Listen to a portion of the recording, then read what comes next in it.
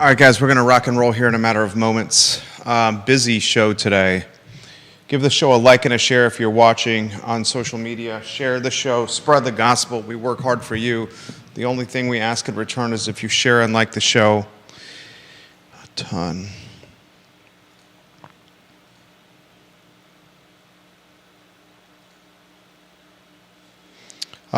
I had a fantastic conversation with a University of Virginia professor yesterday over the Easter holiday. And this particular professor mentioned to me that we should do a show on ChatGPT, Judah. And he mentioned to me that ChatGPT, thank you Jason Howard and Philip Dow for liking the show, that ChatGPT is running unchecked, unmonitored, and rampant at the University of Virginia. And there is no true way to, at least of now, to police students' use of ChatGPT when it comes to higher education. Sherry Wilcombe, welcome to the program. Thank you for liking the show. Vanessa Parkhill, thank you for liking the show. Tom Powell, thank you for liking the show. We'll talk about this today. Judah, if you can run some of the headlines for the viewers and listeners while I retweet the show. Philip, we certainly appreciate your support of the program. We love when you spread the gospel in Scottsville, and we hope you enjoy the day.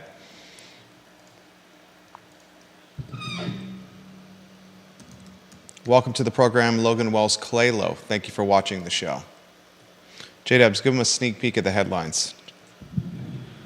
We've got AI company coming to Charlottesville from Silicon Valley. I suppose it's probably not too much of a surprise that companies are leaving California and some of the crazy areas on the West Coast that probably aren't as business friendly as they probably now want to be. But is it a surprise they're heading to Charlottesville, though? I agree with the first statement that it's not a surprise they're leaving California and Silicon Valley. 100% agree with you. But does it surprise you that they're heading to Charlottesville to set up their headquarters? Yeah, maybe in some regards, but it's a nice area, and why wouldn't they want to come here? We'll talk about some of the reasons why this AI company chose Seville here in a matter of moments. Ace Biscuit and Barbecue vandalized and broken into. Judah's got those photos. Ugly behavior for a locally owned business, Judah. No doubt, and really sad, too. We'll talk Chaps opening on the UVA corner. How does a locally owned business compete in a slew or a sea of chains, which is the University of Virginia corner? Ginny Hu, thank you for retweeting the show, liking the show. We appreciate you. Judah Wickower, we're locked and loaded. We can start the program, my friend, when you're ready. Quiet on the set.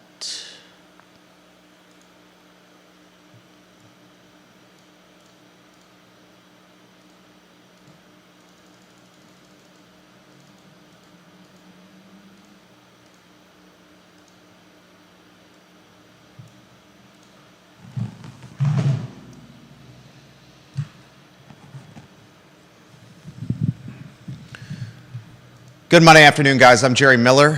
Thank you kindly for joining us on the I Love Seville show. The first day of April, much to cover on this foolish, festive, and fun day in Charlottesville, Albemarle County in Central Virginia. We're in downtown Charlottesville on Market Street in the shadows of Thomas Jefferson's University, less than 2 miles from the Rotunda, Scott Stadium, and the John Paul Jones Arena. 50, 75 yards away from the Charlottesville Police Department, a block removed from the courthouse of Albemarle in the city of Charlottesville and right off the downtown mall, smack dab in a market we love to call Central Virginia, 300,000 people strong and literally growing every day. Today's show is a reflection of that statement. We have a company saying goodbye to Silicon Valley and hello to Charlottesville, Virginia. We'll let you know why Data Shapes set up shop in Charlottesville as they expand their workforce to between 75 and 100 people in the next couple years. On today's program, we have some data present and ready to share from number one in the family, Deep Throat. Deep Throat is a data-driven individual, and he has put a chart together on housing production type in the city of Charlottesville of the last handful of years. The type of housing that's being created in the city of Charlottesville is no surprise to me, no surprise to Deep Throat, no surprise, I think, to Judah, but it may surprise some of the viewers and listeners watching the program, or better yet, it may surprise or counter-argument the narrative that's being positioned by the urbanist group Livable Charlottesville. We'll talk about that on today's program. I had a conversation yesterday with a University of Virginia professor.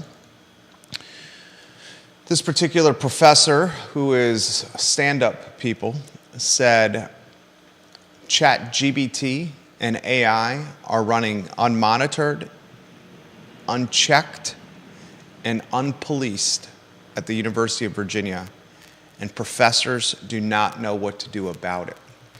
We asked this question: if ChatGPT and AI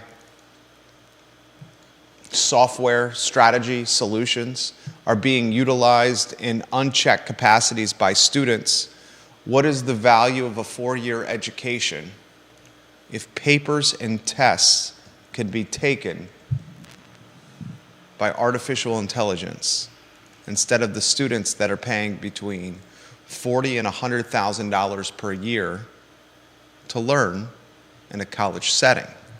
I want to talk on today's program about Ace Biscuit and Barbecue. Had a terribly unfortunate weekend where vandals broke into the local eatery and destroyed the restaurant. The type of behavior, not one rooted in theft, but one rooted in destruction.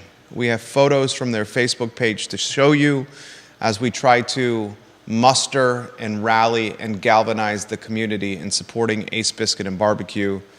One of their sandwiches, the Old Dirty Bastard, one of my absolute favorites. Chaps Ice Cream opens on the UVA corner. It's a local brand opening in what is a slew and sea of corporate run and owned businesses on the UVA corner.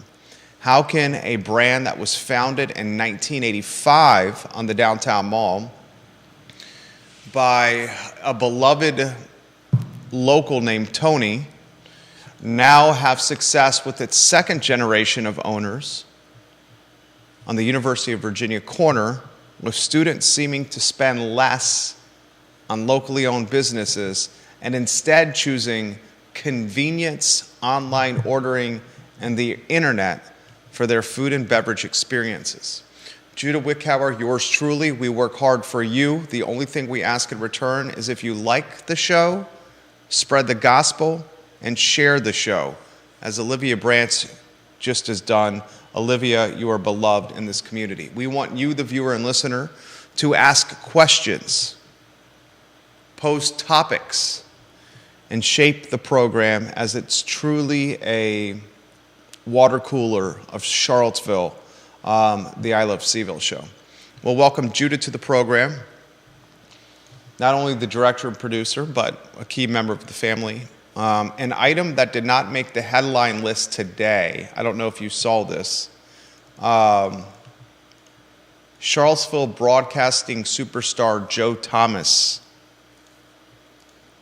was let go by WCHV on Saturday morning. Did you see that news? No, I didn't. He made the announcement today on his Facebook page, the award-winning broadcaster, the conservative talk show host, who was at one time my boss when I worked for Monticello Media in hosting a 5-day-a-week talk show called The Jerry Miller Show. Mr. Thomas, on his talk show on Friday on WCHV, let the community know that he was purchasing radio station, a radio station that was going to serve the Shenandoah Valley, Stanton, and creep into Crozet. So he goes on WCHV, and he lets the community, his followers, know that he's going to acquire WTON. On Saturday, Mr. Thomas was removed as the program director and star of the network? Was it related to his acquisition of these stations in the Valley? I don't know. He does not say. Was it related to Legacy Media continuing to cut back on overhead or looking to trim payroll and other payroll fat? Overhead fat? I don't know. But we do know Legacy Media has faced significant headwinds with social media, podcasting, and other digital media creations stealing advertising dollars from print, radio, and television. One thing I will say is Joe Thomas was a fair boss for me. Joe Thomas is a talented broadcaster. Joe Thomas was a voice in Charlottesville and Central Virginia that represented a centrist, center of the aisle, or conservative perspective. Mm-hmm. Joe Thomas was a breath of fresh air. He was willing to hold leaders and politicians and business heads accountable on his platform. Joe Thomas was honest with his craft, and Joe Thomas was a voice that was necessary in a community that is lacking voices. A community each day that is becoming a media desert, a community each day that is losing eclectic thought, diversity in speech, a community each day that is becoming homogenous in its politics. Joe Thomas unabashed and unafraid when it comes to his lens on Charlottesville, Albemarle County, and in Central Virginia. He says this 5 hours ago on Facebook, and I hope Mr. Thomas hears this or is told that we have his back on the I Love CVille show. 5 hours ago, the luscious locked Joe Thomas said, for someone that works with words, I have been carefully considering how to say this without sounding negative, so here goes. I was let go by WCHV ownership on Saturday. As with the end of all relationships, there is what I would say about what precipitated it and what they may say. Since they are not here to tell you their view, I will not taint your determinations with mine. That said, I hope to be able to talk to you again soon. Hashtag leave the light on.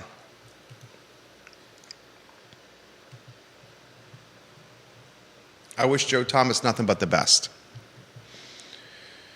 He and his wife, Elaine Thomas, through an LLC, Thomas Media LLC, acquired 1240 WTON in Stanton, 1240 WTON in Stanton, and Translators 98.9 W255DS Harrisonburg, and 101.1 W266BQ in Crozet from Stucom Inc. for $275,000.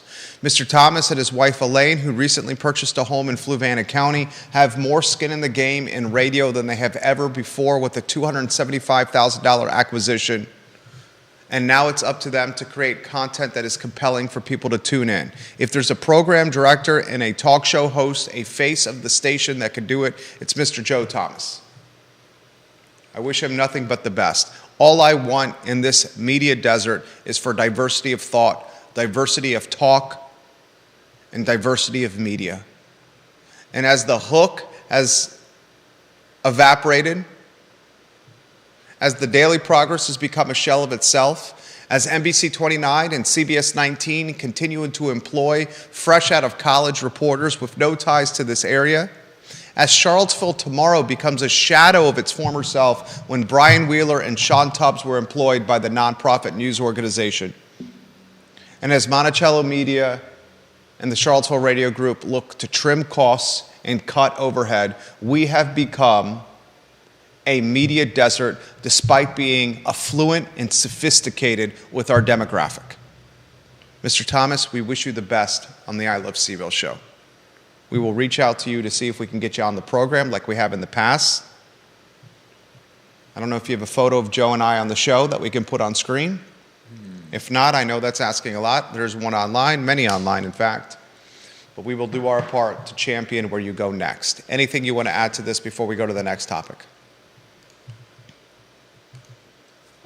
Just that I wish Joe Thomas the best. I think that he's like you said, he's got a lot to offer Charlottesville, and it's a shame that the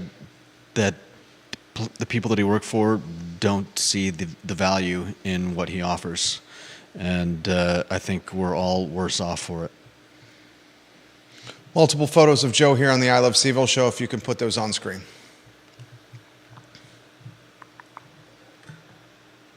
All right, now to today's headlines if you want to get me on a one-shot. Here's the nitty-gritty for Monday, April Fools. And no, unfortunately, that Joe Thomas news was not an April Fool's joke. It is very much reality. An AI company, Deep Throat, has sent us a news chart for you to pull, J-Dubs. Just came across the feed on the DMs.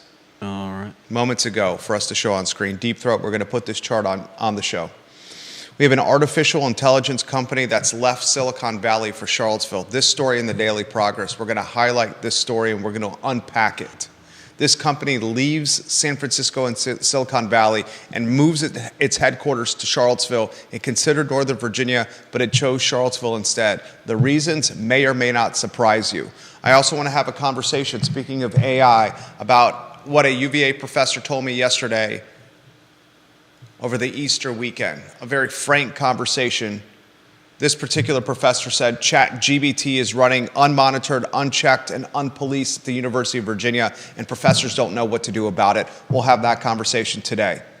We'll talk Chaps Ice Cream opening on the UVA corner, vandals breaking in and vandalizing, destroying Ace Biscuit and Barbecue, causing it to close for a week, tens of thousands of dollars of damage at Ace Biscuit and Barbecue, and a chart that's going to offer insight or illustrate housing production in Charlottesville by type.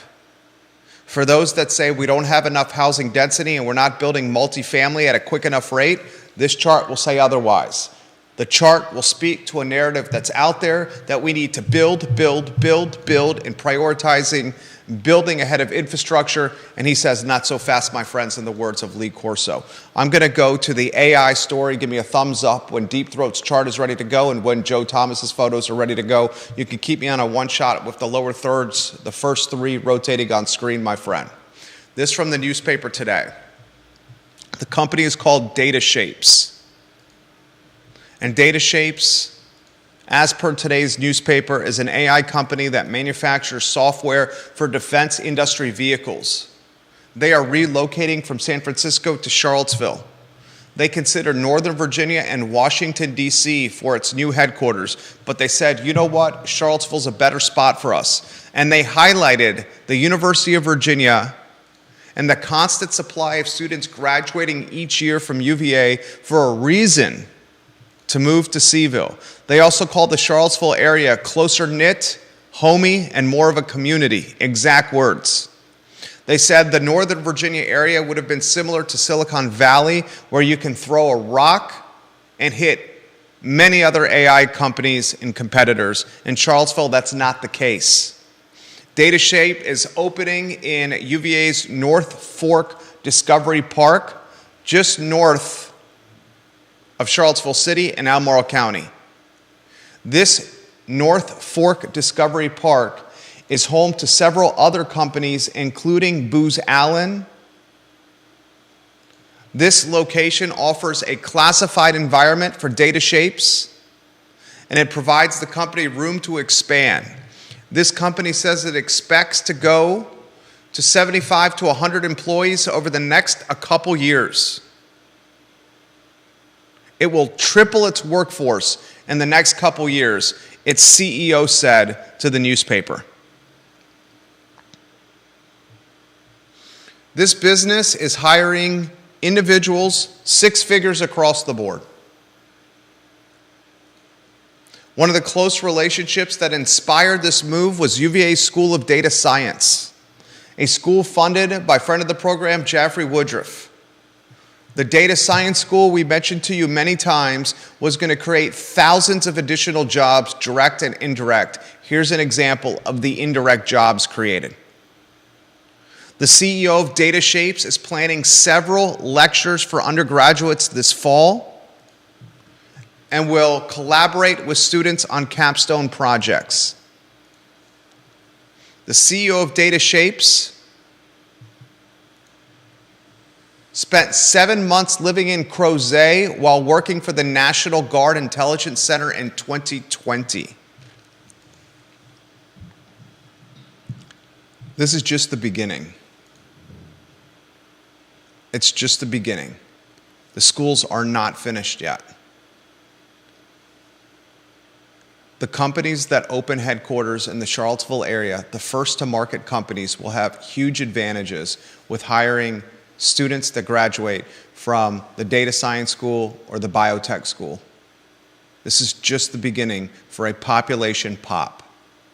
And the population pop will be 5,000 to 8,000 additional citizens, primarily in Charlottesville and Albemarle County, with six-figure jobs. It's just the beginning. You already have limited inventory. You're going to have more people moving to this area, living in this area and choosing Charlottesville and Albemarle County because they're going to have the wealth to do it. I applaud Data Shapes for choosing Charlottesville. It's one of the reasons we live here. Community, homey, the University of Virginia. Strong economy. But there is cause and effect, or what we like to say collateral damage, and that's going to be escalating cost of living. In April, this month, we're going to get the HUD numbers of HUD area median income and how it's increased from the 123,300 of 2022. We'll watch that number as it increases in 2023. Those data points will be released later this month. You have Thomas photos? Yeah, I got a picture of him. You're a gentleman and a scholar. If you can get the Joe Thomas photos on screen. Georgia Gilmer, hello. Thank you for watching the program. We'll get to your comments. Florence Worley Vaya, hello. Thank you for watching the show. Catherine Lochner, hello. Thank you for watching the program. Got the TV station and a newspaper watching the program. Vanessa Parkhill and Carol Thorpe, will get to your comments in a matter of moments. Chaps is opening a second location on the UVA corner. In fact, it opened over the weekend. That story coming up on today's show, Vanessa. Yes, Vanessa, that's the UVA park that's a hop, skip, and a jump from NGIC. Let's start getting some photos on screen. There's Joe Thomas on screen. Judah Wickower, thank you for putting him on there. Neil Williamson, your comments in a matter of moments. Tom Powell, your comments in a matter of moments. Tom Powell, I do not know anything about the Joe Thomas firing. This is the extent of what I know, and it's what Mr. Thomas, my former boss, put on social media. Joe Thomas, my boss when I was fresh out of the University of Virginia. I've had two bosses in my entire life. Jerry Ratcliffe, sports editor, Daily Progress, award-winning editor at the Daily Progress, who's in the Virginia Sports Hall of Fame. And Joe Thomas, award-winning broadcaster, radio, Monticello Media. Only bosses I've ever had in my life. Started this business almost 17 years ago. That's crazy. The extent of what I know is he announced on Friday, Tom Powell. Is Tom Powell on the viewer and listener power ranking, Judah? Tom Powell, that doesn't sound familiar. We need to get him on the iloveseville.com/viewer rankings. Tom Powell is not in the rankings? Let me see. I'm scrolling through the rankings right now. I do not see Tom Powell on there. He should be on there. Did you add the folks I asked you to add after Tom Stargell last week? Let's see. Looks like you got a little work to catch up on here. Yeah. Who was after Tom Stargell that we asked you to put on there? We've got Dylan's Rule and Travis Hackworth. Dylan's Rule at 52, Travis Hackworth at 53, Tom Powell at 54. iloveseville.com/viewer rankings. Mr. Powell, he said that he announced on his show on Friday that he had acquired these Valley positions, and by Saturday he was let go. Is that the reason he was released from his job as program director and host at WCHV? I don't know. But the timing is certainly suspect. And if WCHV does not realize that the reason people turn into that station is because of Joe Thomas, then they're huffing glue. That's the reason people listen. He is a voice of freedom in a market that is convoluted by homogenous commentary, and I'll leave it at that.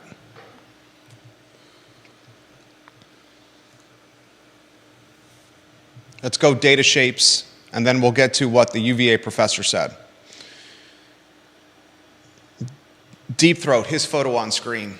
Deep Throat's shaping today's show. Wait till you see the chart he sent us. Data Shapes is leaving Silicon Valley to come here because it is cheap compared to the other places they considered. That's absolutely right. He also says it could be a good retention strategy to be in a place that does not have a huge number of similar firms. People cannot leave their job without leaving the area.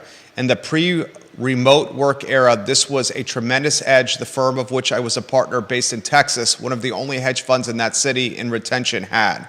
We had a much lower turnover. Guy comes from Wharton, meets and marries a Texan, beautiful lass, beautiful belle, and he can never leave.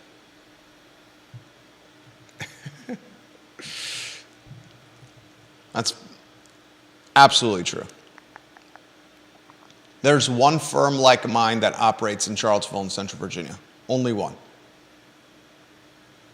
He's saying if you're one of the few players that does this type of work, you're going to be more loyal to the company you're working for because there's not a lot of other opportunities to switch jobs. Plus the affordability. Ginny Hu's photo on screen. Ginny Hu is what? Number 4 in the family. She says, we would be remiss if we did not mention how Joe used his platform to showcase and support local nonprofits. And he and his wife both volunteered countless hours as well. Fantastic commentary. I'm quote retweeting this. Amen. His wife Elaine constantly at these events that Joe was the face of. I know firsthand for anyone that does the type of work that we do, there is an Elmer's glue behind the scenes that's keeping either the family fed, the family in bed, the I's dotted, the T's crossed, accounts receivables and payables done, the calendar work done, the scheduling work done. Well said, Ginny Hu. Catherine Lochner, her photo on screen, please. She's not on the ranking. What? Catherine Lochner's got to be on the ranking. She is not on the ranking? Never been on. Catherine Lochner's got to be on there. Catherine Lochner, welcome to the Power Rankings. Put her on there behind Tom Powell. If you can get those up today so we can have them ready to go for tomorrow's show, that would be fantastic. Thank you kindly. Catherine Lochner says Norfolk Park is 29 North and Lewis and Clark Drive. You can also get there from Airport Road. And she says, oh my, I am not on the ranking. Well, you'll be on the ranking for tomorrow's show, Ms. Lochner. We very much appreciate you making the program better. Catherine Lochner is going to be there moving forward. Carol Thorpe watching the program. I know she's on the Power Ranking. She's number 9 in the family, Queen of Jack Jewett. I hosted a show called The Fat Lady Sings from 4 p.m. to 6 p.m. in 2017 on WCHV while my health allowed. Joe was a great mentor and friend. Whatever the reason, WCHV has made a huge mistake. I think WCHV has also made a huge mistake. I agree with that.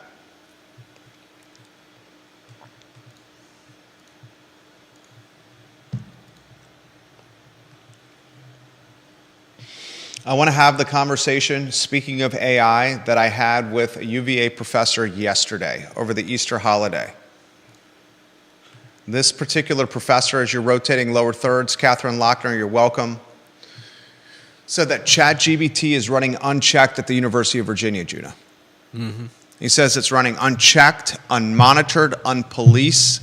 Professors don't know what to do about it. This impacts papers that are being done, essays. This impacts take-home exams, quizzes, and all aspects of grading at the University of Virginia. He says this is an underground conversation that's being whispered currently from professor to professor, department to department, but it is rampant at Thomas Jefferson's University. We had the following conversations. Is there software out there that can police AI when it comes to grading? I think there is. he said, not that they have found of merit. He said students can enter something for a particular paper and then enter it again, and it will spit out completely different language. Lou Bloomfield, with the How Things Work physics class, when I was a student at the University of Virginia, he created proprietary software, Mr. Bloomfield did. When you wrote a paper in his How Things Work class, the primary grade was a semester paper that you wrote. You could pick your topics from the syllabus. I took How Things Work 1 and How Things Work 2. I've told this story previously on past I Love CVille shows. And on How Things Work 1 with Lou Bloomfield as a first year in my first semester, I wrote a paper on, must have been sailing, on the physics of sailing. I did very well on this paper, the physics of sailing. I think I got an A-. And then in How Things Work 2, he graded by having a paper that you got to pick the topic on and you explain the physics of it. One of the topics of How Things Work 2, one of the paper topics on How Things Work 2 was like stand up, what's it called when you stand up and you're parasailing? So I could pick sailing on one, parasailing on the other, go to Microsoft Word, hit edit and replace. I had an A- on the first paper. Why couldn't I use the paper for the foundation of the second paper? It did not say on the syllabus that you couldn't do that. How Things Work 2, I did paragliding. What's it called? Parasailing? What's it called? When you're standing up on the thing and is it parasailing? You're not flexing your biceps. Is that just hang gliding? And hang gliding is not in the water. How would that be synonymous with sailing? In the water. Yeah, parasailing.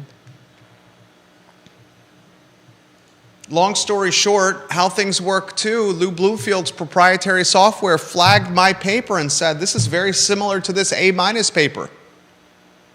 Called me into the office. I said, Mr. Bloomfield, it does not say in the syllabus I could not do this. We were taught to work smart when we came to the University of Virginia, and I got an A- here. And he said, you know what?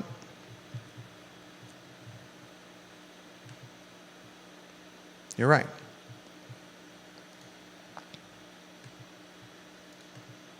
Windsurfing. That's exactly what it was, Neil Williamson. Thank you. It was on windsurfing.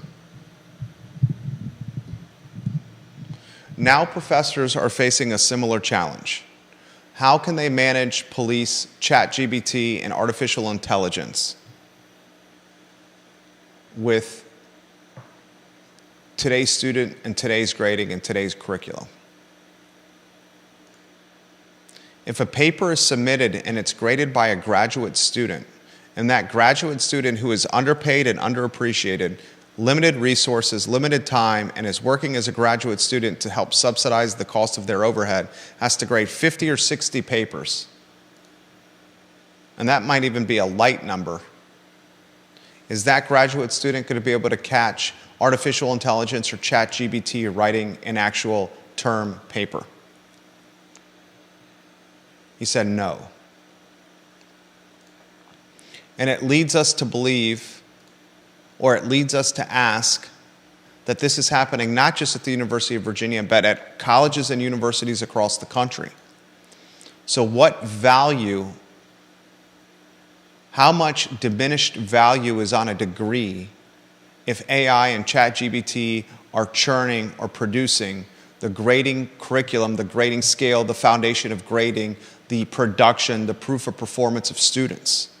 Is it watering down degrees? Is it watering down education? Is it creating a student that is less experienced, educated? You're at a time when education costs more than it ever has in American history, and students, because of technology, have more resources than they've ever had in American history. I want to give you that equation again. The cost of a degree is more expensive than it's ever been, yet students have more technology resources at their disposal than they have ever had. Is that a watered down experience education-wise?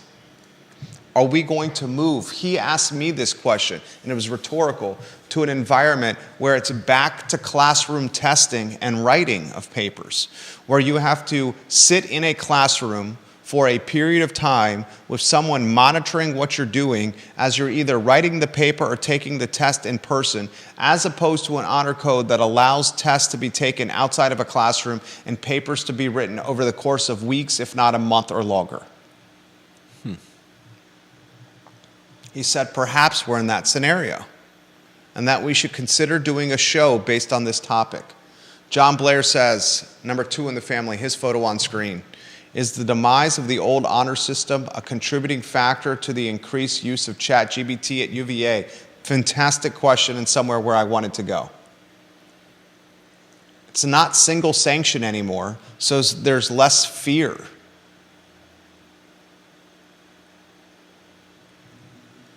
If there's less fear, is there more willingness to use artificial intelligence to do the work for you? So let's put the equation together before we go to the next topic. And if you want to jump in, please do anytime you want. Dylan's Rule, welcome to the broadcast. Dylan, you're going to have your photo on screen on the I Love CVille Power Rankings by close of business today, as will Ms. Lochner, as will Mr. Powell.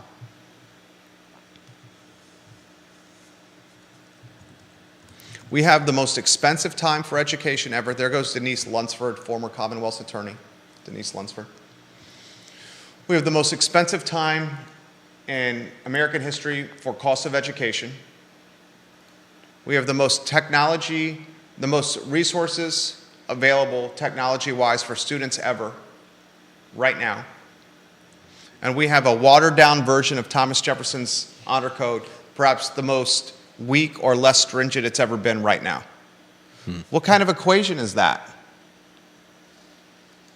I mean, they're just going to turn into another school. How many schools have strict honor codes?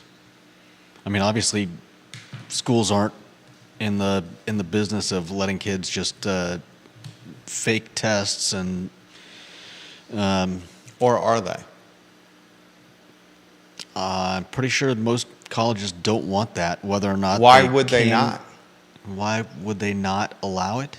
Graduation rates, more students in the workforce, more students employed that made it 4 years with a degree, then able to spread the word, spread the brand awareness, spread the gospel of the experience they just had, more students graduating from UVA. Does a university actually want to expel students? No, it wants to graduate students. Why? Alumni, brand awareness, gospel spreading, donations. Networking. So you think UVA will do away with their honor code altogether? Does a university, and I'm speaking in broad terms, universities, just like high schools don't want to expel students. They don't want to hold back students. Why do they not want to hold back students or expel students?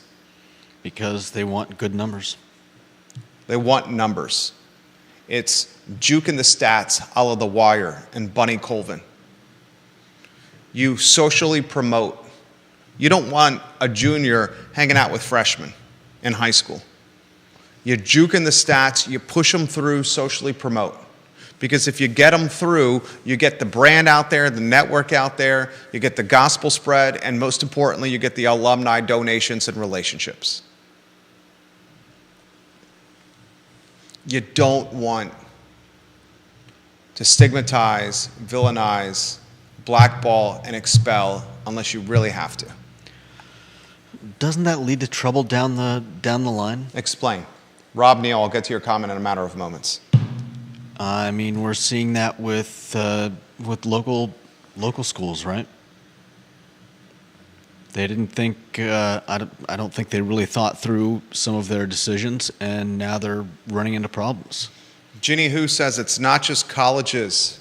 I was recently part of a conversation where a leader was concerned an Eagle Scout candidate had used AI for his life purpose statement. Wow.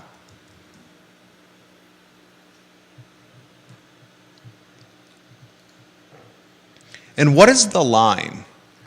What is the line between working smart and not hard in artificial intelligence and ChatGPT?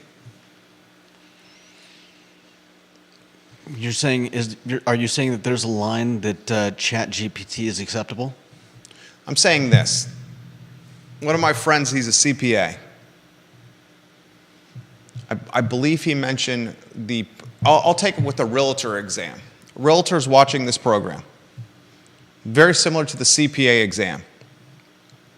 A CPA was being interviewed for a job, my buddy's firm. I'm not going to say which firm. I got a friend of mine that's a partner at an accounting firm locally. I mean, really, he's in position to be the next CEO of this firm. And in the hiring process, Judah, he said this. I can't wait. Put you on a two-shot so people get your reaction. He had a candidate that he was looking to hire at his practice. Mm-hmm. And he said, how did you do on the CPA exam? And the candidate said, I got a perfect score. Out of curiosity, my friend said, wow, a perfect score. What was the perfect score? And the guy goes, 75. My friend, who's going to be the heir apparent of the firm, says, how is a 75 a perfect score? Is this out of 100? You know what the candidate's response was? No. 75 is passing. Any higher, I did work for nothing. I did just the right work to pass the CPA and become a certified public accountant. Any additional work is not working smart.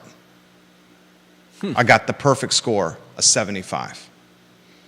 Interesting. Real estate exam. Realtor? The real estate exam, you want to become a realtor? Real estate agent? Actually, a real estate agent. 75 is what you're needed. Retake the test as much as you want, $60 retake fee. You get told the questions you missed if you fail, if you don't get 75. Here's what you missed. 75 is what you need. Is that the perfect score? And it leads me to this question. What is the line where it's work smart, not hard when it comes to technology, artificial intelligence, ChatGPT, while in college or in a professional setting?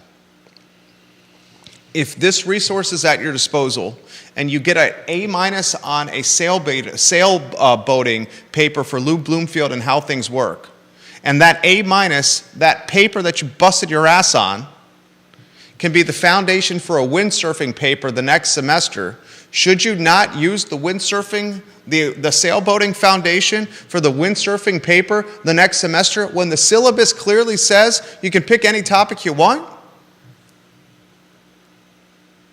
And if you do that in a college setting and you do it in a professional setting and your peers do not, aren't you creating more hours of productivity for your employer? Or is that in the category of dishonorable? I think it sounds like it's in the category of excuses.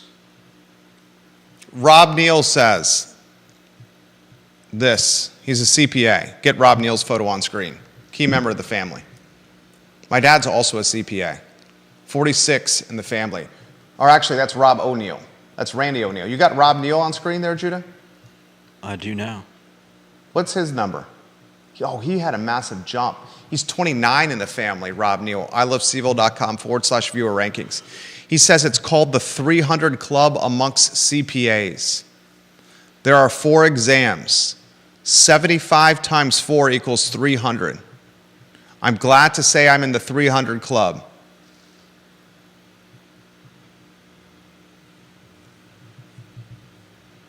Oh, not in the 300 Club, he says. It's the 300 Club. I was going to say.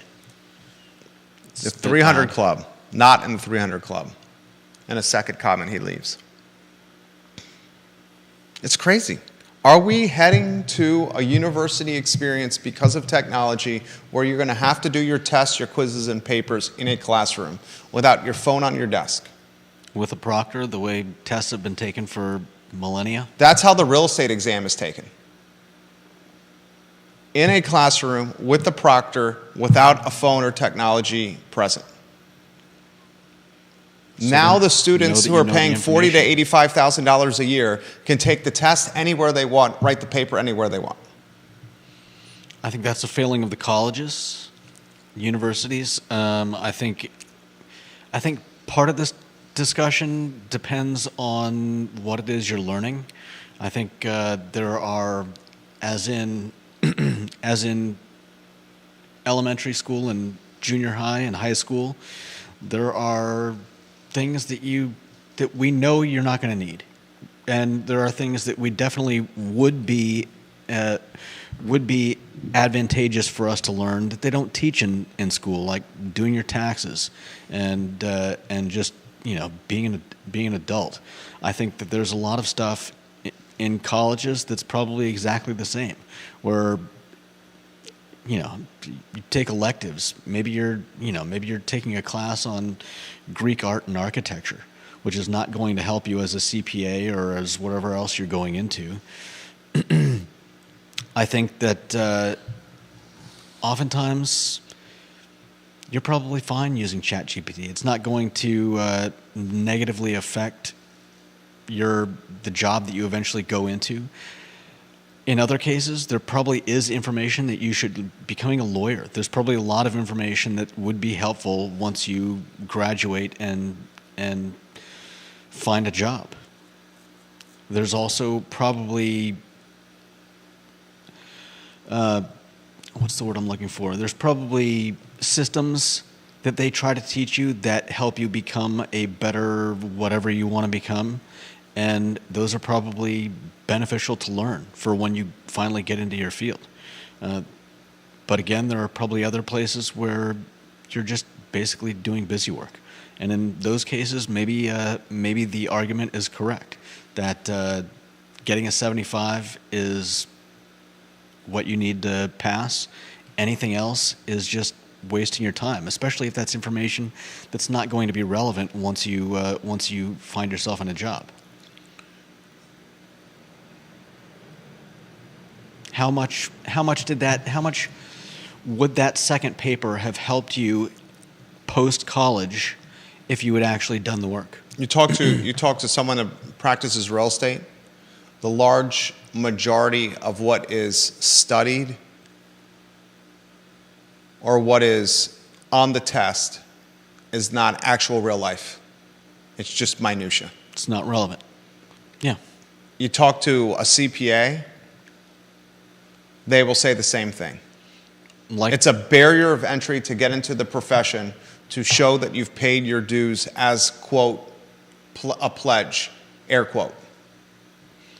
Yeah. Sadly, I think a lot of schooling is not applicable to what we eventually end up doing. It's a rite of passage. Neil Williamson, his photo on screen, the president of the Free Enterprise Forum. Mr. Williamson, when he leaves a comment, I listen and I read it on air. Number 19 in the family. He leaves a link from Harvard Business Journal, a Harvard Business article. It's still too early to know if this AITG, which stands for Artificial Intelligence Text Generators, are the next tipping point that will disrupt the human-digital interaction, like Google did some years ago, or the introduction of the Gutenberg printing press centuries ago. However, we do know the adaptation process is already unfolding in a few weeks rather than taking decades, while questions around this type of AI remain, like how it may make human life better, as time invested in producing writing content could potentially be significantly reduced.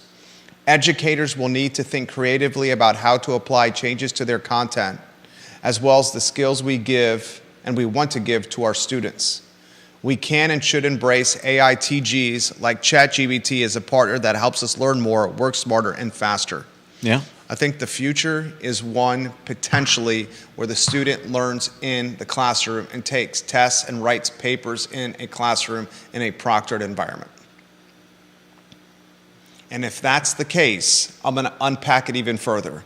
If that's the case, if technology, this is us getting super deep, and this is why you listen to the I Love CVille show. If technology makes answers and resources readily available in seconds at fingertips, And universities respond by saying, okay, we're going to go old school methods, students studying and doing the work and taking the tests and writing the papers in the classroom.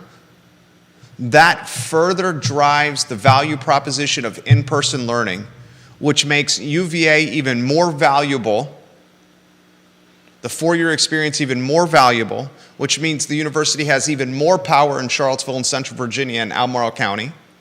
Though UVA is pushing towards online. No, you're not following. To combat technology, they're going to push the kids to do the work potentially in classroom. And if they push them in classroom versus digitally, that means students are going to have to be here in person.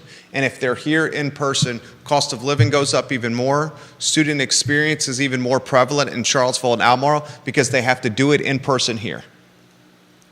If they offer a degree program where it can be done digitally over a screen anywhere in the world, can't that person just get a UVA degree thanks to ChatGPT and AITGs? It's a great topic for a conversation, for a cocktail party. It was a topic for an Easter party yesterday. Literally the topic for Easter party yesterday. In fact, he encouraged me and suggested a professor colleague of his that is specializing in this as a guest for the show. So we'll see if we can make it happen on the program. Nice. Next topic. This is one from Deep Throat. You have that chart he just set up? Yeah. This is housing production by production type. Tell us when that chart's on screen. This is the second one? This is the third one he just sent, the one I mentioned to you at the beginning of the show.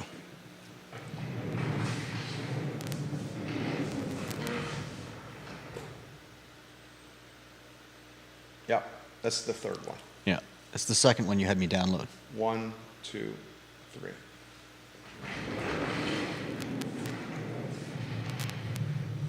The headline, the 5-year rolling average unit production type.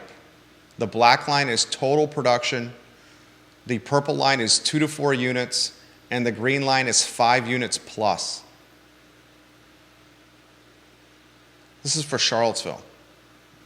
What's that chart tell you there, Judah?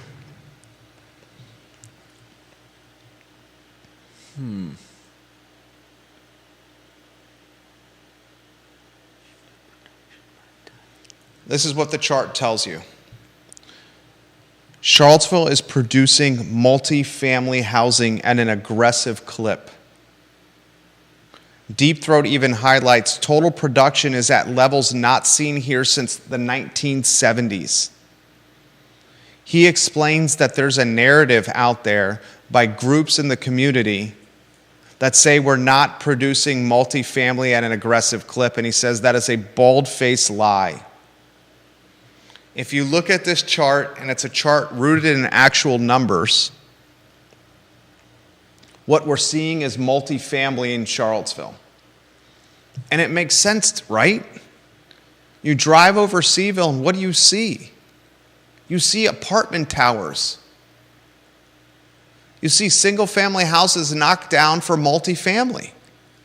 You see like the $1 million rancher in the Lewis Mountain neighborhood that the Long and Foster realtor had. What was his name? I got a conversation going with him. Is it Lucas Cole? Let me confirm his name.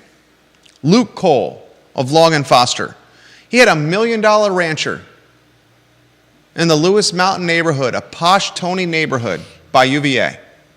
A rancher that was marketed on multifamily opportunity and not multi-child rearing home life. Under contract, $1 million rancher. Put that chart back on screen.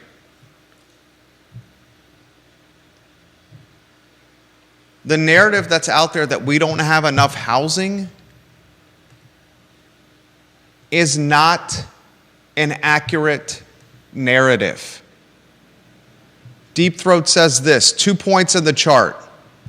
We produce lots of housing, mostly multifamily. Second, the fluctuations in production are driven by national trends and not by zoning.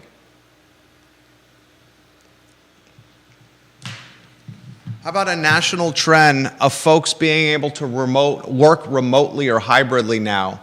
And because they can work remotely or hybridly now, they choose to jettison Los Angeles, they choose to jettison DC, they choose to jettison Manhattan, they choose to jettison crime-ridden areas like Baltimore or Detroit for cost of living lower areas that offer better quality of life like Charlottesville. Bloomberg recently recognized the Charlottesville metro area as one of the top hybrid remote work areas in the nation.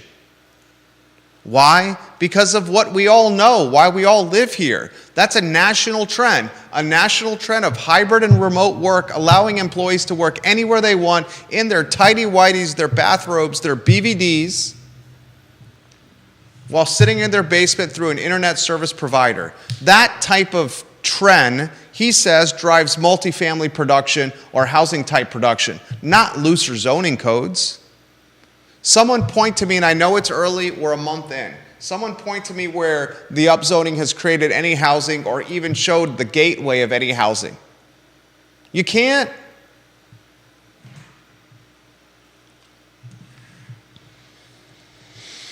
Couple of comments coming in. Ginny Who, if the DMV can make you leave your phone and smartwatch behind to take a driving test, you would think UVA would not have such a difficult time coming up with a solution. Ginny Who, we just visited our eldest at college and the bookstore was selling blue books. Well, they were green, and I was happy to see some professors still require those. Can't AI your way out of those. You know what that is? Vaguely. Isn't it a book where you've got to do the work in there? There it is, and you submit it, as opposed to a digital file.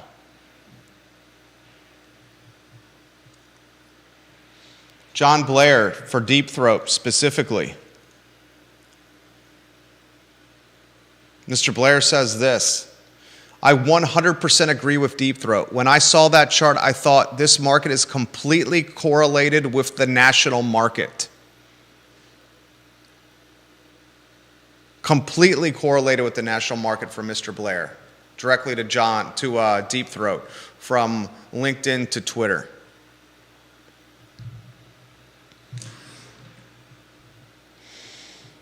Aaron King, welcome to the broadcast. We love you, Aaron King. Is she in the family? She better be in the family. I love EK. If you need a food and beverage business run correctly, Aaron King is your solution. Is Aaron King not in the family? Nope. What? How is that humanly possible? Please put her on the ranking. Please have these done today. Please, please, please, sir, please. Aaron, you're going to be on ilovecville.com/viewer rankings. Good Lord. Deep Throat, thank you for that chart. A perfect example of what we want to do with the show, where we crowdsource content from valued viewers and listeners. It's a perfect example. I'm seeing 2 on 3, 4, 5. Neil Williamson, we're going to get to the comments directed at Deep Throat in a matter of moments. I'm seeing 11 people asking to see that chart. Can you take that chart, Judah, and post it on the Twitter thread for this show, my Facebook comment section, the I Love Cville comment section, the I Love Cville groups comment section, and the LinkedIn comment section? Heck, put it on the I Love Cville Instagram. That'll put that chart in front of, good Lord, tens of thousands. Neil Williamson for Deep Throat. For what it's worth, you will see significantly fewer 10-plus unit multifamily housing in Charlottesville, as such new projects will require affordable housing for 99 years under the new zoning. For what it's worth, thank you, Neil Williamson, for sharing that. He's 100% right. Neil Williamson was very quick to offer a concerning spotlight that 10-plus unit multifamily requiring 99 years of affordability, he did this before it was approved, would keep multifamily of that ilk or magnitude from becoming a reality because the dollars and cents don't pencil out. Deep Throat says this: tell Neil that I was just chatting with a local developer, and the developer said the exact same thing that Mr. Williamson just said. Vanessa Parkhill, her photo's on screen. There are townhomes going up all over near Target and in Prophet Row near Wawa and Walgreens. And look at the apartments near Stonefield.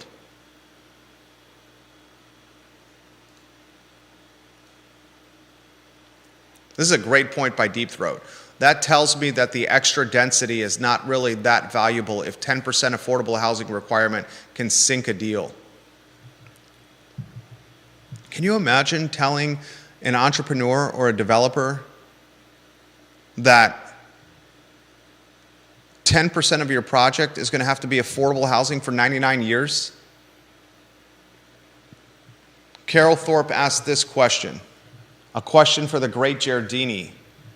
Tonight, City Council has the previously failed attempt for a resolution about the Israeli-Palestine conflict on its agenda. Does its mere presence mean we have a case of weak knees on the dais? And if so, whose? What is your prediction? Which of the three councilors, Snook, Wade, and Pinkston, will change their votes from last month? I will say this again. This came up on Friday, and Judah offered poignant perspective last week. I'll say this on today's program. If either Councilor Snook or Pinkston, who's the vice mayor this year?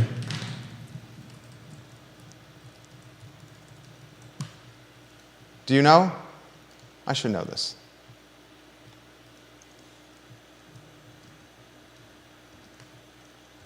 We know Wade's the mayor. Is Pinkston the vice? Who's the vice?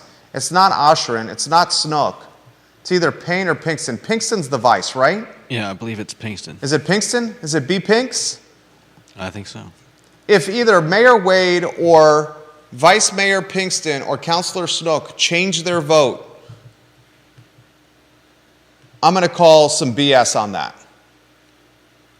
What five people, thank you, Carol, what five people do on a dais in a poorly attended city council meeting in Charlottesville, Virginia, Israel or Palestine. Yeah. It's window dress has zero impact on geopolitical warfare. Yeah. Nothing. It is a waste of taxpayer resources. Are you in agreement or disagree with what I just said? I'm 100% in agreement. I think it's virtue signaling, and I think, especially in this case, I think there are cases when it may be worth it to make a statement, whether or not that statement is going to have any effect outside of anywhere. But in this case, I think we are better off staying out of this. Seriously.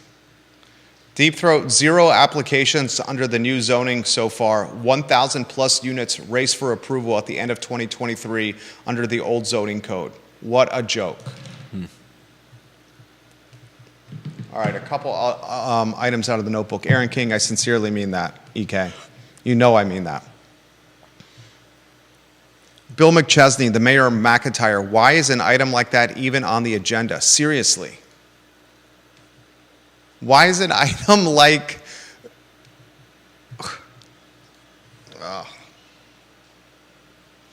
It's something under the ground. It's gases that are emitting under the tectonic plates that are coming up and creeping up from under the ground and under the pothole. It might be radon, under the potholed sidewalks and under the diet. What was the phrase that Natalie or Michael wanted to use with the roads? Diet. Oh, yeah. What was it called? Was it road diet? Oh, road diet. Something under the potholed sidewalks or the road dieted throwaways that is creating crazy people.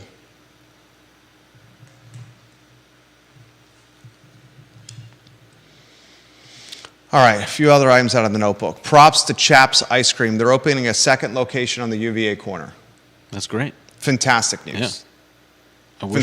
I wish them all the luck in the world. Amen, brother. And a long tenure on the corner. 100%.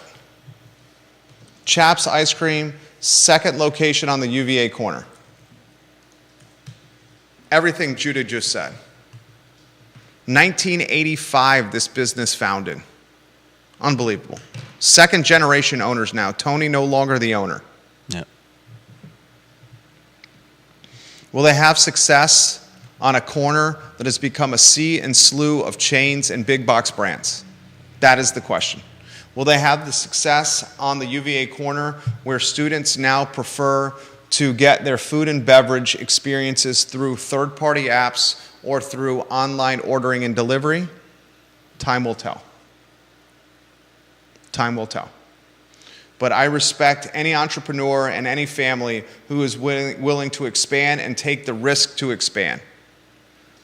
From one location since 1985 on the downtown mall to a location that just opened on Saturday on the UVA corner. Awesome news. Now, some sad news. Agree, Catherine Lochner. I love that it's a local brand and not a big box brand. Big box brands on the UVA corner. Chipotle, Starbucks, Qdoba, Yep. Hilton buying the franchise rights to the Graduate Hotel, Raising Cane's,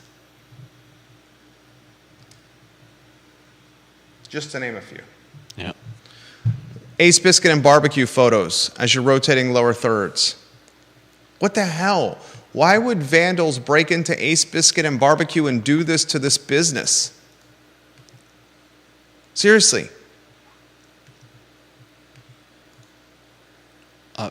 One would. They didn't even steal the booze. I'm sure they stole some. Did you see behind the bar? Are you rotating the photos? Yeah. They just broke the bottles and threw them behind the bar. They shattered the toilets, the sinks. They broke the glass in the coolers. I mean, it's beyond criminal. Yeah. This is clearly personal. Clearly personal. Ace Biscuit and Barbecue, we support you on your road to recovery. We support all locally owned businesses. We will be there to support you when you open. This is the Monday edition of the I Love CVille show. I've been proud of today's show. Proud of Judah's work. Proud of what we did today on the program. Thank you kindly for watching the show. If you like the show, give it a like and a share. We work hard for you. The only thing we ask in return is a like and a share. So long, everybody.